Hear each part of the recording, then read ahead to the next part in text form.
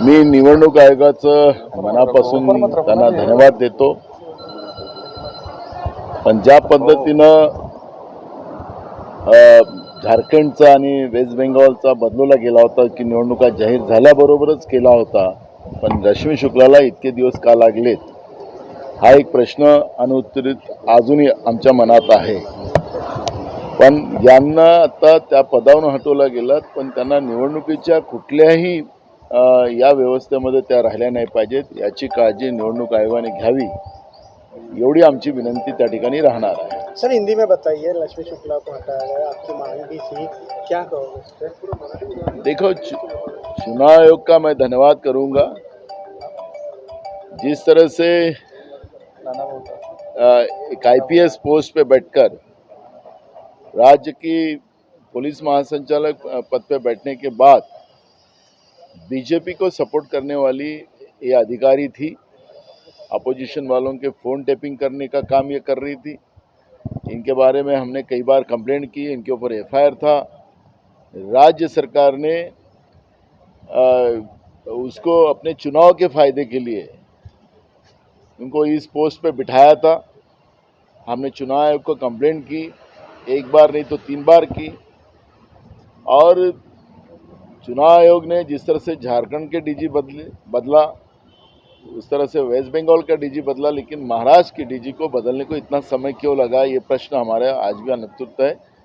मैं इतना ही कहूँगा कि रश्मि शुक्ला को चुनाव से कोई भी संबंधित पोस्ट पे ना बिठाया जाए, यही मांग हमारी रहेगी। नेमकी काय तक्रार होती? फोन टॅपिंग मॅटर एकच तक्रार होती की काहीतरी शंका तुम्हाला होत्या? रश्मि शुक्ला ह्या भाजपसाठीच काम करत होत्या। त्यांनी आमचे विरोधकांचे फोन सातत्याने टेप केले होते, त्यांच्यावर गुन्हे दाखल झालेले होते। आम्ही राज्य सरकारला वारंवार सांगितले की अशा अधिकाऱ्याला महत्त्वाच्या पदावर बसवू नका, पण 2 वर्षाचं अवैध एक्सटेन्शन देऊन एकनाथ शिंदे आणि फडणवीसांनी आपल्या निवडणुकीच्या फायद्यासाठी या रश्मि शुक्लाला या पदावर बसवलेलं होतं। त्या तक्रारी आम्ही निवडणूक आयोगाकडे केल्यात। निवडणूक आयोगाने त्या तक्रारीची दखल घेतली, पण इतका वेळ का लागला हा एक प्रश्न आमच्याजवळ अनुत्तरित आहे।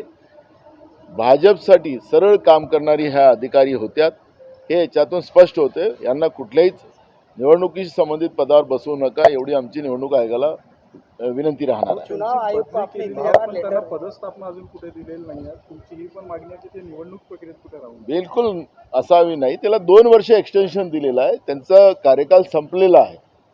त्यामुळे कार्यकाल संपला असल्यानंतर त्यांना घरी पाठवलंच पाहिजे, पण तरी राज्य सरकार ची काही कृपा झाली आणि त्यांना निवडणुकीच्या संबंधित कुठल्याही भागामध्ये ठेवू नये, एवढं आमची त्याला विनंती राहणार। चुनाव के पहले उनको हटाया गया, क्या लवकरात लवकर डीजी आजच जाहीर करावा असं निवडणूक आयोगाने म्हटलेलं। बिलकुल केलंच पाहिजे, कारण की आखरी निष्पक्षपाती या पदावर मुख्य महासंचालक बसला पाहिजे, ही मागणी आमची मागच्या काळातही होती। हे पद राज्याच्या पोलीस विभागातलं महत्त्वाचं आणि प्रमुख पद आहे। जेव्हाच्या रश्मि शुक्ला या पदावर बसल्यात, महाराष्ट्रामध्ये कायदा सुव्यवस्था बिघडलेला होता। त्या ठिकाणी सिनियर आयपीएस अधिकाऱ्याची पोस्टिंग व्हावी आणि राज्यामधली ही गुन्हेगारी त्यांनी संपवावी, ही भूमिका आमची राहणार आहे। भाऊ जरांगे पाटील यांनी निवडणुकीतून माघार घेतलेली आहे। त्यांनी म्हटलेलं आहे की एकट्या मराठा समाजाच्या भरोश्यावर निवडणूक लढता येणार।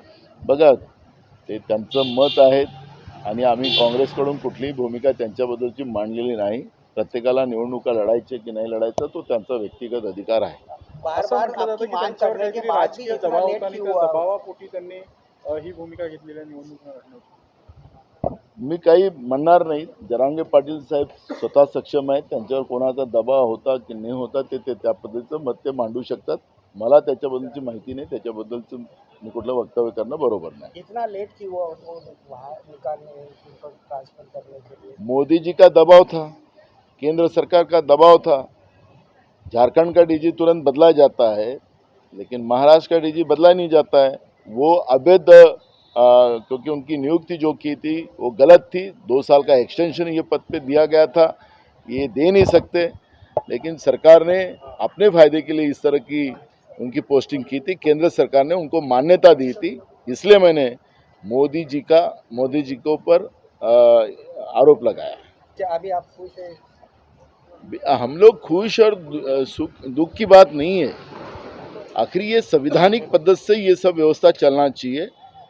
ये पद जो होते हैं, आईपीएस और आईएएस पद जो होते हैं, ये किसी के उपकार के नहीं होते, ये राज्य के जनता के हित के लिए होते हैं और राज्य के जनता के पसीने से ये लोग पगार इनको दिया जाता है।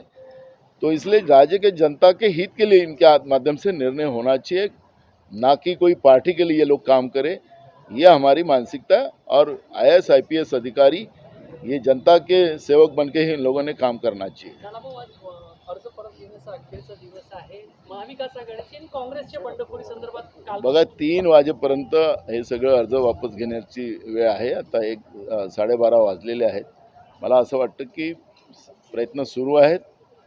3 वाजेपर्यंत जवळपास पिक्चर क्लिअर होईल. तुम्ही चर्चा करत आहात, संपर्कात आहात. आम्ही सगळ्यांसोबत संपर्कात आहोत आणि मला असं वाटतं की जवळपास विकास आघाडीमध्ये जवळपास सगळे विड्रॉल होतील आणि आम्ही आमोर सामोर महायुतीच्या विरोधात लढू.